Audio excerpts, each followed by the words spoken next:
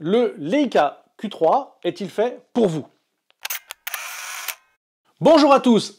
Après une année de cohabitation quotidienne qui marque aussi les 1 an de la chaîne, plus de 60 cours donnés en présentiel et vidéoconférences, des dizaines de masterclass vendus sur cet appareil photo, je commence à le connaître très bien et connaître le type de profil de photographe pour qui il est fait ou pas. À titre personnel, je n'ai jamais rencontré un tel plaisir d'utilisation, de tels rendus et une telle facilité d'emploi et de taux de réussite d'image. Et pourtant, j'ai travaillé avec des Nikon, des Canon, des Sony, des Fuji et des Leica M. Le Leica Q3 est conçu pour répondre aux besoins d'une variété incroyable de photographes, des amateurs passionnés aux professionnels les plus exigeants, parce que c'est un appareil photo extrêmement polyvalent et que sa qualité optique n'est plus à prouver. J'ai réalisé plusieurs vidéos sur ce sujet. Je le rappelle, sur la première vidéo que j'avais réalisée, je faisais une erreur de répéter ce qui se disait à l'époque dans une certaine presse. Je ne vise personne. Le 28 mm Summilux 1.7 n'est pas un Summilux 28 1.4 M modifié. À titre personnel, au départ, je l'ai choisi pour avoir un appareil photo toujours avec moi, en soulageant mon sac photo et surtout mon pauvre dos d'un Nikon Z plus 24-70 2.8 et 105 macro. Je ne prenais déjà plus mon 70-200 2.8. Je ne vous redonnerai pas les caractéristiques techniques, vous trouverez cela dans mes vidéos précédentes ou sur d'autres vidéos sur YouTube. Si vous êtes photographe de rue, par exemple, street photographeur, le Leica Q3 est vraiment fait pour vous. En effet, il est compact, discret, doté d'un objectif fixe très lumineux, 1.7. Il est idéal pour la photographie donc de rue. Son Summilux 28 1.7 asphérique plus sa haute résolution de 60 millions de pixels permet de capturer de nombreux détails, même dans des conditions de faible luminosité. Et ça, c'est impressionnant. Sans l'aide de l'IA, de l'intelligence artificielle, vous pouvez travailler jusqu'à 6400 ISO avec. Et avec l'aide de l'IA, DxO Pure RAW 4 par exemple, 25 000 ISO. C'est impressionnant. Alors, il y a aussi l'autofocus. L'autofocus à détection de phase et de contraste permet de capturer des actions rapides et des scènes de rue dynamiques, tout en bénéficiant toujours d'une image d'une qualité exceptionnelle. Grâce à sa bague de profondeur de champ, bien que moins pratique sur les optiques M, je l'avoue, vous pourrez travailler en manuel focus en déterminant une plage de profondeur de champ. N'hésitez pas à aller voir les vidéos que j'ai réalisées par rapport à l'utilisation de cet autofocus et de cet appareil photo. Je vous dis exactement ce qu'il en est. Si vous êtes voyageur et baroudeur, sa construction robuste et son étanchéité surtout, IP52, on se croirait au téléachat, le rendent adapté aux conditions variées rencontrées en voyage, pluie, mousson, grosse chaleur, sable, poussière, etc. Le Q3 est également léger et facile à transporter, c'est pour ça que je l'ai pris. Si vous cachez bien la pastille rouge, alors certains disent que non, mais moi je pense qu'il faut la cacher, vous passerez réellement inaperçu. En voyage et au quotidien, il est capable de tout faire, de paysages vastes aux portraits intimistes. Si vous utilisez en plus les IA de DxO Pure RAW 4 et Lightroom, et que vous travaillez en fichier RAW, c'est la condition, vous pourrez sincèrement avoir un équivalent de zoom numérique. Je vous conseille d'aller voir ma vidéo entre zoom numérique et zoom optique à un 26-180, 26 mm, 180 mm. En effet, j'ai acheté cet appareil photo pour un 28-90, comme tout le monde. Et avec DxO Pure RAW, vous pouvez revenir à l'image initiale à une focale d'environ 26 mm. Et avec Lightroom et sa super résolution, une focale en équivalence de 180 mm. Vous pouvez doubler la définition. Je vous laisse regarder les exemples.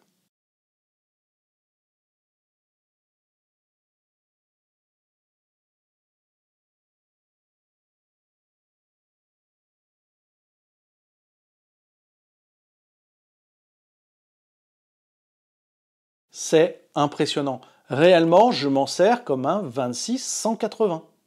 Je n'amène plus rien d'autre en vacances, ni même sur moi tous les jours. Je n'ai pas besoin d'autre chose. Alors, si vous êtes photographe professionnel, donc avec son capteur plein format 24-36 de 60 millions de pixels et des capacités vidéo en 8K, le Q3 est capable de produire des images et des vidéos de qualité professionnelle. Donc les professionnels apprécieront également le viseur électronique qui a été amélioré, l'écran LCD orientable pour les prises de vue créatives, son obturateur central permettant des synchro flash à toutes les vitesses, sa connexion ultra rapide avec un iPad ou un iPhone via l'application Leica Photo, avec bien entendu la prise de contrôle à distance, ce qui est super en studio par exemple.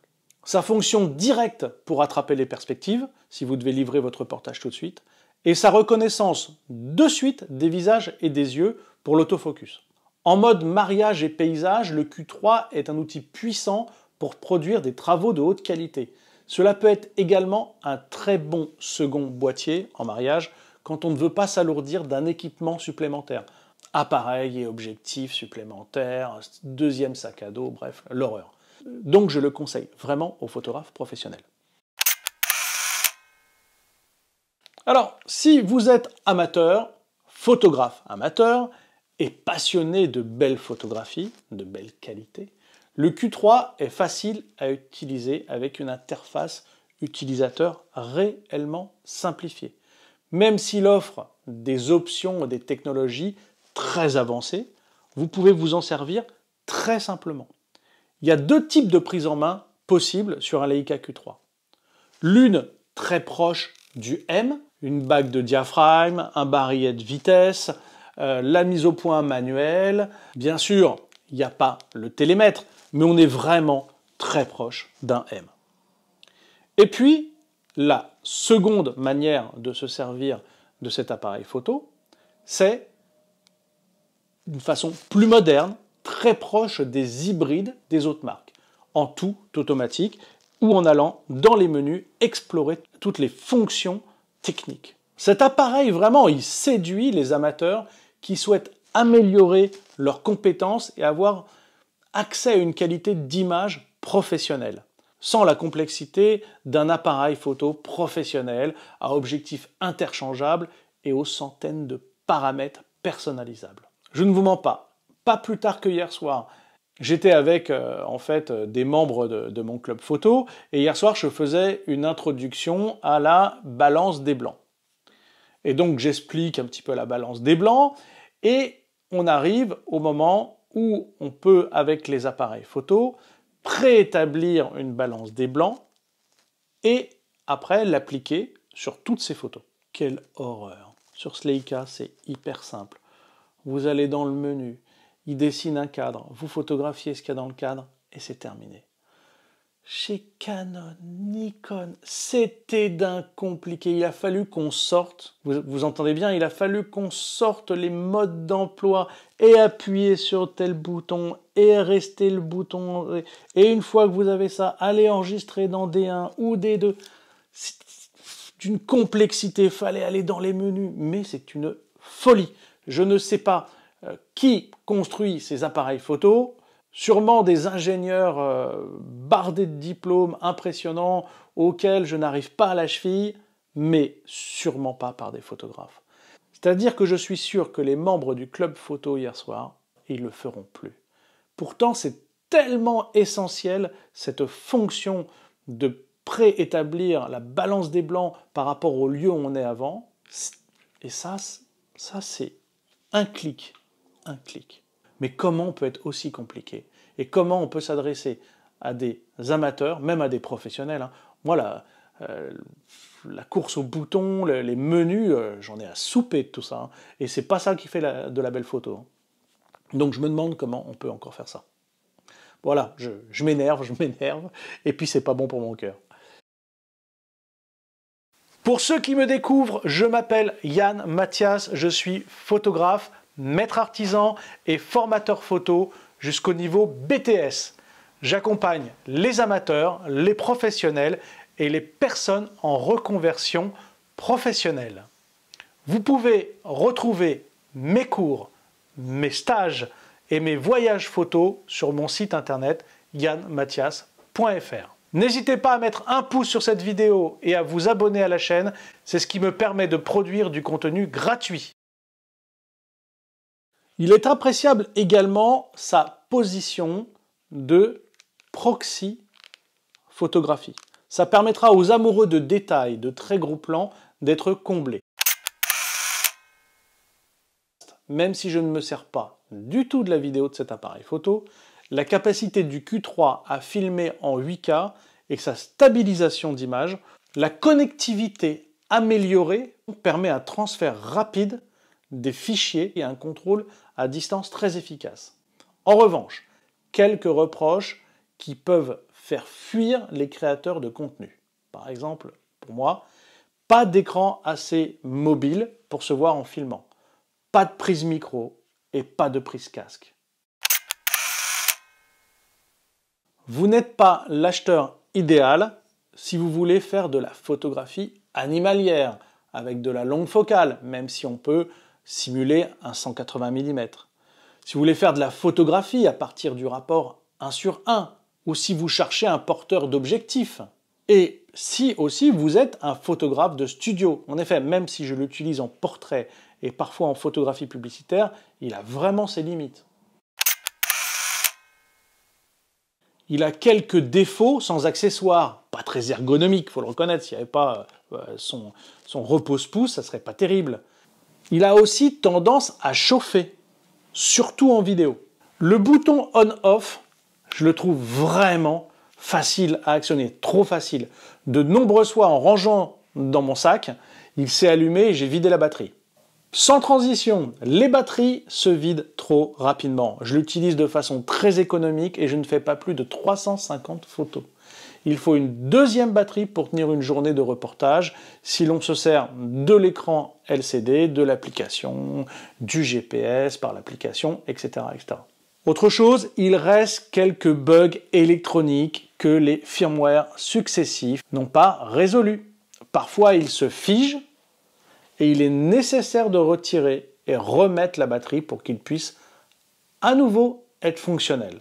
On a bon espoir puisque le problème sur le M11 a été résolu, mais c'est casse-pied. Certaines mises à jour, sans passer par la carte SD en Wi-Fi, se sont soldées par des blocages et surtout des retours au SAV en Allemagne.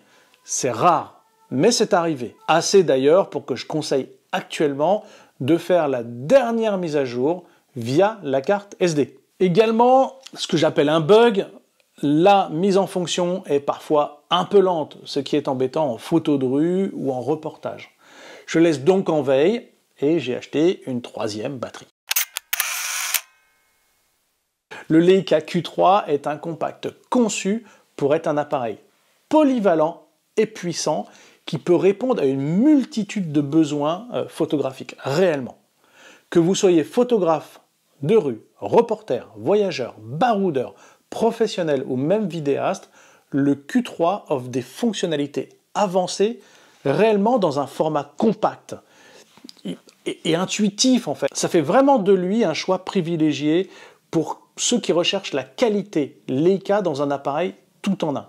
En plus, il n'a pas réellement de concurrent direct avec son capteur plein format, son optique très lumineuse et sa focale de 28 mm, ce qui en fait un appareil atypique, recherché et donc au prix élevé. Alors pour ceux qui souhaitent des informations, bien entendu, vous avez les Leica Store ou des magasins indépendants.